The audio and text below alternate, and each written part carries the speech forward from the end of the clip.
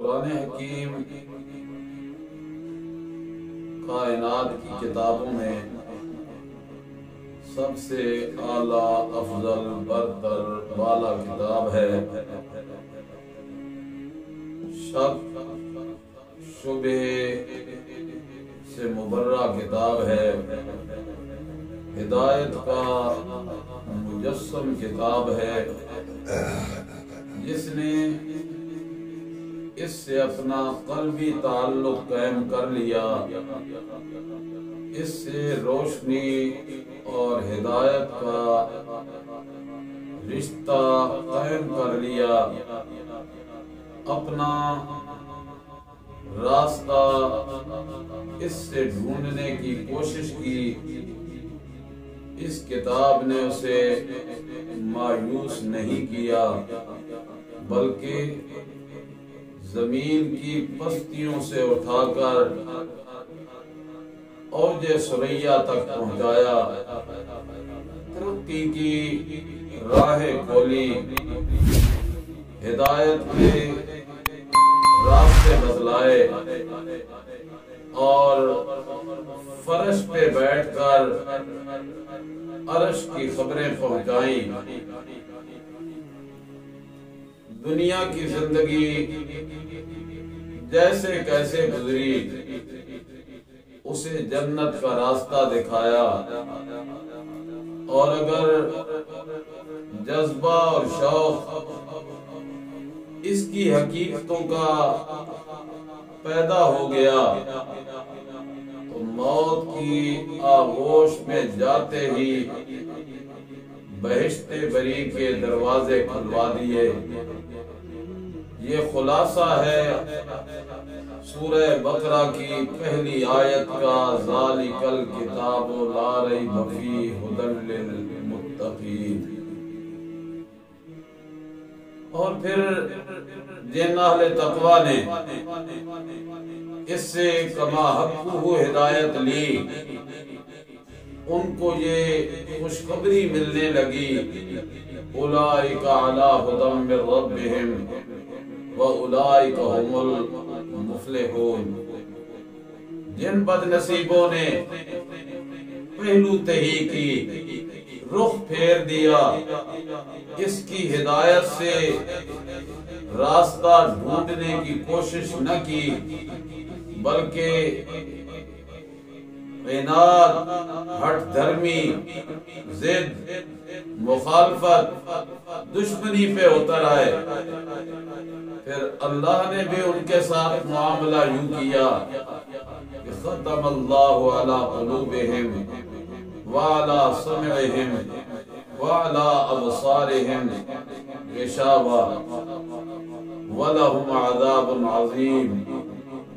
اور اگر کسی نے دوغلی پالیسی اختیار کر لی کہ جب ہدایت والوں کی کامیابیوں کو دیکھا تو دل ادھر جانے کو کرنے لگا، لیکن پھر مشکلات، شدائد، تکالیف، مشقتیں، مشکلات دیکھی تو پھر ان کے خلاف سازشیں کرنے لگ گئے۔ فائدہ ان کو بھی نہ ملا، بلکہ کبھی کبھی تو یوں کہنے لگے، جب ان سے ملے تو کہا آمنا، اور جب ادھر گئے تو کہا انا معکم۔ اللہ نے فرمایا کہ تم یہ مت سمجھو کہ تمہاری یہ روش ہمارے علم میں نہیں، ہمیں پتہ نہیں۔ اللہ یستہزئ بہم ویمدہم فی طغیانہم یعمہون۔ یہ تین گروہوں کا تذکرہ تھا، تین جماعتوں کا قصہ تھا۔ پہلا، ماننے والے لوگ، دوسرے سرکش، ضدی، عنادی، ہٹ دھرم، مخالفت پہ کمر بستہ لوگ، تیسرے اندر کے روگی، منافقین کا گروہ، ان تینوں تذکروں کے بعد، تینوں دھڑوں کے احوال بیان کرنے کے بعد اللہ نے دو مثالیں دی۔ ایک مثال دی ضدی لوگوں کی، ہٹ دھرموں کی، سرکشوں کی، اور دوسری مثال دی اندر کے روگیوں کی، منافقین کی۔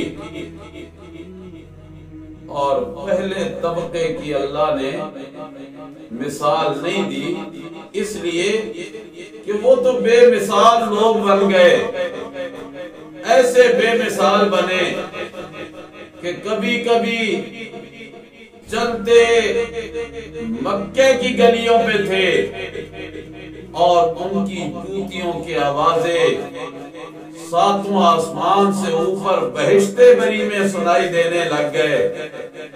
ان کی مثالیں بھلا کون پیش کر سکے؟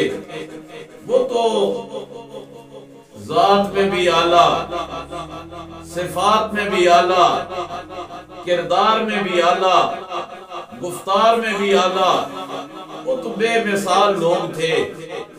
مثالیں دی اللہ نے باغیوں کی اور منافقوں کی۔ پہلی مثال آج کے سبق کی ان لوگوں کے متعلق جنہوں نے جان بوجھ کر ضد و عناد پہ آ کے، ہٹ دھرمی پہ آ کے انکار کیا، اور دوسری مثال دوغلی پالیسی والوں کی، لا الہ اولائے ولا الہ اولائے، نہ ادھر کے نہ ادھر کے، دونوں کو چکما دینے والے، ان کی اللہ نے مثالیں بیان کی۔ اور حکمت کیا ہے کہ مثالوں کے ذریعے بات سمجھ ذرا اچھی آ جاتی ہے۔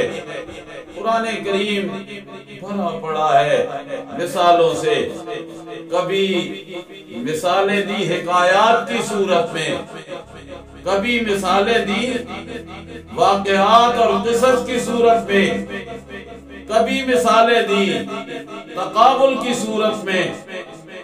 مثلا قرآن کریم میں ایک مقام پہ اللہ فرماتے ہیں ما یستوی البحران، او انسانوں ذرا غور کرو، دو سمندر ہیں، دونوں کے پانیوں کے ذائقے الگ الگ ہیں۔ ھذا عذب فرات سائغ شرابہ وَهَذَا مِلْحٌ أُجَاجٌ، یہ وہ ہے جس کا پانی شیریں بھی ہے، میٹھا بھی ہے، مزیدار بھی ہے۔ وَهَذَا مِلْحٌ أُجَاجٌ، اور یہ ایسا دوسرے کا پانی ہے کہ منہ لگایا بھی نہیں جاتا، کڑوا کسیلا پانی ہے، ذرا بھر بھی کسی چیز میں ڈالو تو اسے گالتا بھی کچھ نہیں۔ ملح نمکین ہے، اجاجن، اور انتڑیوں کو بھی نقصان دینے والا اتنا سخت ترین نمکین پانی ہے، نمکیات اس میں زیادہ ہیں، لیکن اللہ فرماتے ہیں پانی دو الگ الگ خاصیتیں رکھنے والا ہے۔ میری قدرت کا کمال دیکھو، اس پانی میں بھی مچھلیاں ہیں، اس پانی میں بھی مچھلیاں ہیں، ان کی مچھلیوں کا ذائقہ بھی اتنا ہی جتنا مزیدار اس پانی کی مچھلیوں کا ذائقہ ہے۔ مچھلیوں پہ پانی کے اثرات اللہ نے پیدا نہیں کیے۔ تاکلون لحما طریا، تر و تازہ مچھلیوں کا گوشت تم کھاتے ہو۔ وتستخرجون حلیۃ تلبسونها، موتی نکالتے ہو، ہیرے نکالتے ہو، جواہرات نکالتے ہو۔ ایسا نہیں کہ اس میٹھے پانی والا موتی عمدہ نظر آئے اور جو کھٹا نمکین پانی والا دریا ہے اس سے نکلنے والے موتی ہاتھ میں کرو تو فوراً گلنے لگ جائیں۔ ایسا نہیں، تستخرجون حلیۃ حِلْيَةً تَلْبَسُونَهَا وَتَرَى الْفُلْكَ مَوَاخِرَ فِيهِ، دیکھتے ہو کہ اس پانی میں بھی کشتیاں چل رہی ہیں، اس میں بھی کشتیاں چل رہی ہیں، ادھر بھی لکڑیوں کے پھٹے، ادھر بھی لکڑیوں کے پھٹے، ادھر بھی لوہے کے جہاز بحری، ادھر بھی لوہے کے جہاز بحری، ان پہ کوئی اثر نہیں، لیکن تم استعمال کرو تو تمہیں اثر نظر آتا ہے۔ آخر ہے نہ کوئی ذات جو ان میں تاثیر الگ الگ رکھنے والی ہے، اگر پہچاننے پہ آ جاؤ تو اسی ذات کو کہتے ہیں اللہ۔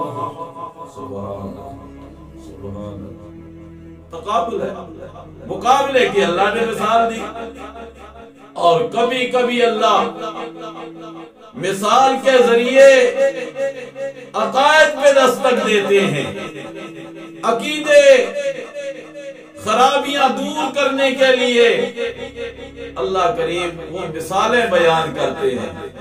مثلا اللہ کریم نے ایک مثال بیان کی سورۃ حج کے آخری رکوع میں، فرمایا یا ایھا الناس، او انسانوں، اپنے آپ کو انسان کہلانے والوں، منوانے والوں، سمجھنے والوں، الناس ضرب مثل، بیان کی گئی مثال، فاستمعوا لہ، ذرا اچھی طرح کان کھول کے سنو، یہ سر والے کان نہیں، دل کے کان کھول کے توجہ کرو۔ اللہ کیا بتلانا چاہتا ہے؟ رب کریم فرماتے ہیں ان الذین تدعون من دون اللہ لن یخلقوا ذبابا ولو اجتمعوا لہ، جن کو تم اپنی حاجات میں، مشکلات میں، ضروریات میں، مصائب میں، دکھوں میں، تکلیفوں میں تدعونا پکارتے ہو، ان کے سامنے جا کے عرضیاں پیش کرتے ہو، ہاتھ باندھ باندھ کے التجا کرتے ہو، اور سمجھتے یہ ہو کہ میری وہ سنتا نہیں، ان کی رد کرتا نہیں۔ تدعون من دون اللہ، اللہ کو چھوڑ کر جن کو تم پکارتے ہو، لن یخلقوا ذبابا، مل بھی جائیں، لو اجتمعوا لہ، اگر وہ سارے اکٹھے بھی ہو جائیں، حالانکہ ان کا اکٹھا ہونا مشکل ہے، محال ہے، ناممکن ہے۔ کیوں ناممکن، کیوں مشکل؟ ملکوں کی دوریاں ہیں، علاقوں کی دوریاں ہیں، کیسے اکٹھے ہو جائیں گے ایک جگہ پہ؟ اگر دنیا میں بسنے والے ایک میدان میں جمع ہو بھی جائیں، ان کو کیسے اکٹھا کریں گے جو موت کا جام پی کے چلے گئے؟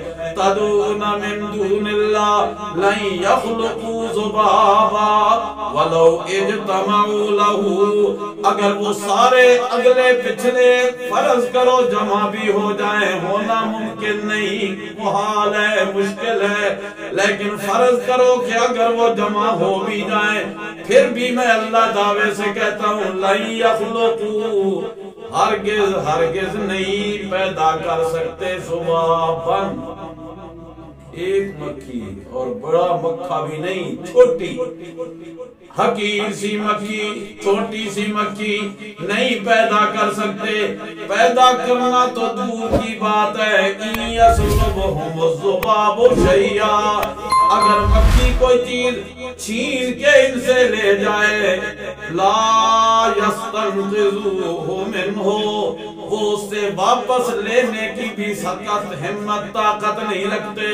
ضعف الطالب والمطلوب، طلب کرنے والا بھی کمزور، جن سے طلب کی جا رہی ہے وہ اتنے کمزور، اپنا غسل نہیں کر سکتے، کفن نہیں پہن سکتے، چل کے قبرستان نہیں جا سکتے، اپنے اوپر مٹی نہیں ڈال سکتے، کسی کے بول کا جواب نہیں دے سکتے۔ ضعف الطالب والمطلوب، آگے میرے رب نے کہا ما قدر اللہ حق قدری، ہائے بد نصیبو، تم نے اللہ کو پہچانا ہی نہیں، قدر کی ہی نہیں جیسے قدر کرنے کا حق ہے۔ ان اللہ سمیع بصیر، سننے والا بھی اللہ، دیکھنے والا بھی اللہ، مثال کے ذریعے سمجھا ہے۔ معلوم ہوا کہ کبھی کبھی مثالیں وہ کام کر جاتی ہیں جو کام عام باز، عام نصیحت، عام بیان، عام خطبہ نہیں کر سکتا، مثال اسے سمجھانے کے لیے کافی ہو جایا کرتی ہے۔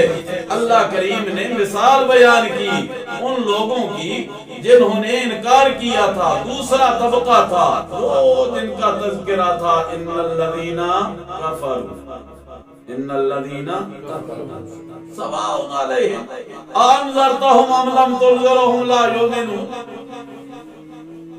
میرے پیغمبر آپ انہیں ڈرائیں یا نہ ڈرائیں برابر ہے ان کے لیے، انذاروں کا اور عدم انذارے کا، آپ کا ڈرانا بھی آپ کا نہ ڈرانا بھی سواء، سوی برابر ہے۔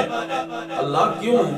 رب نے کہا لا یؤمنون، مانیں گو تو پھر بھی نہیں۔ ان کی اللہ نے دی مثال، فرمایا ان کی مثال ایسے ہے جیسے ایک شخص آگ جلا رہا ہو، روشنی اب اتنی پھیلی ہوئی ہو کہ اپنے ارد گرد کے ماحول کو روشن کیا ہوا ہو، جو اس روشنی سے اقتباس کر لے گا وہ فائدے میں رہے گا یا نقصان میں؟ فائدے میں رہے گا۔ اور وہ جو آنکھیں بند کر دے اس روشنی سے فائدہ نہ اٹھائے، سردی ہے تو ہاتھ نہ سیکے، راستہ دیکھنا ہے تو آنکھیں بند کر لے، اور جب وہ روشنی ختم ہو جائے پھر آنکھ کھولے گا بھی تو کوئی فائدہ نہیں ہوگا۔ اللہ فرماتے ہیں الذی استوقد نارا، غور کرو ذرا، میں نے اپنا پیغمبر بھیجا، پیغمبر نے ایک آگ جلائی، ایک روشنی کی، وہ آگ کیا تھی؟ وہ روشنی کیا تھی؟ وہ روشنی تھی لا الہ الا اللہ کی، اللہ کی وحدانیت کی روشنی، میرے رب کی توحید کی روشنی تھی۔ استوقد نارا، وہ روشنی چمک رہی تھی، روشن کر رہی تھی، اور روشن کتنا کیا؟ توجہ جی، اضاءت ما حولہ، ارد گرد روشن ہو گیا، او دور دور تک روشنی پھیل گئی،